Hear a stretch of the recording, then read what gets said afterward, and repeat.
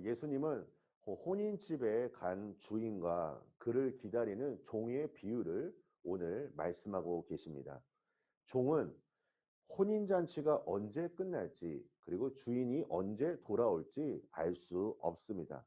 그래서 예수님은 주인이 올 때까지 기다리는 종들처럼 허리에 띠를 띠고 등불을 켜고 주인을 기다리는 삶을 살라고 말씀하십니다. 물론 주인이 언제 올지 아무도 모릅니다. 그래서 이 기다림에는 인내가 필요합니다. 그런데 한 가지 확실한 사실이 있습니다. 그것은 주인이 반드시 돌아온다는 것입니다. 돌아올 것인지 안 돌아올 것인지 불확실한 상황 속에서 기다린다는 것은 어찌 보면 좀 힘든 일이라 생각합니다. 하지만 돌아올 것이라는 확신이 있으면 우리는 반드시 기다려야 합니다. 왜 그럴까요? 오늘 보면 36절에 너희는 마치 그 주인이 혼인집에서 돌아와 문을 두드리면 곧 열어주려고 라는 말이 있습니다. 주인이 혼인집에서 돌아와 문을 두드리면 열어주어야 할 사명이 있기 때문입니다. 예수님은 오늘 본문에서 신실한 종들이 주인이 올 때까지 기다렸을 때 받을 수 있는 축복에 대해도 말씀하십니다. 주인은 기다린 종들에게 호의를 베풉니다. 심지어 허리를 동이고 종들을 식탁에 앉히고 시중 들면서 온갖 좋은 것으로 섬깁니다.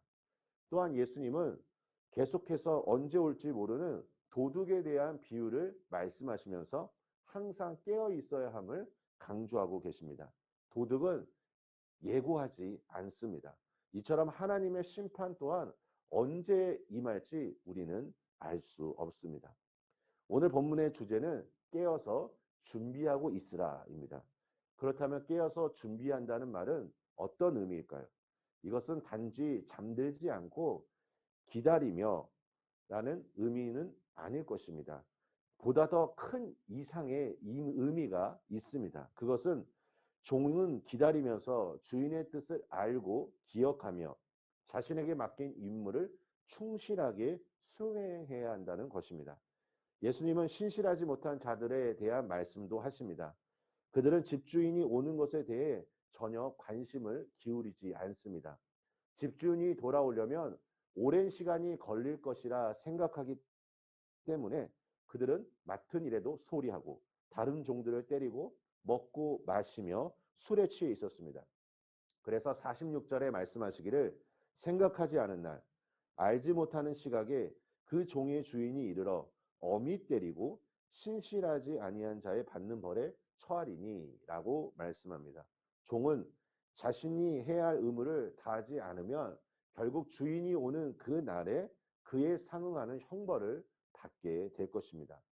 우리가 어떤 일에 집중하다 보면 다른 것에 생각하지 못할 때가 참 많이 있습니다. 오늘 본문을 읽으며 들었던 생각은 우리가 세상을 살면서 세상 일에 집중하다 보면 예수님의 오심을 준비하는 것에 소홀히 할 수 있다는 것입니다.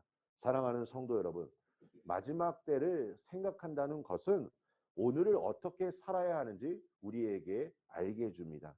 그리고 자신의 생명이 언제 끝날지 우리는 알지 못하기 때문에 우리는 날마다 날마다 주님 안에서 거하며 주님께서 나에게 주신 사명을 기억해야 할 것입니다.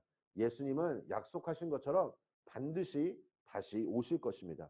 하지만 그분이 언제 다시 오실지 우리는 알 수 없습니다. 그래서 매 순간마다 하나님의 신실한 청지기가 되어 나에게 맡겨주신 사명을 오늘 하루도 우리가 순종하며 나아가야 할 것입니다. 우리가 오늘도 성령 하나님의 인도하심을 따라 하늘의 능력과 지혜를 가지고 하루의 삶 속에 승리하시기를 예수님의 이름으로 축원합니다. 우리 함께 기도하겠습니다.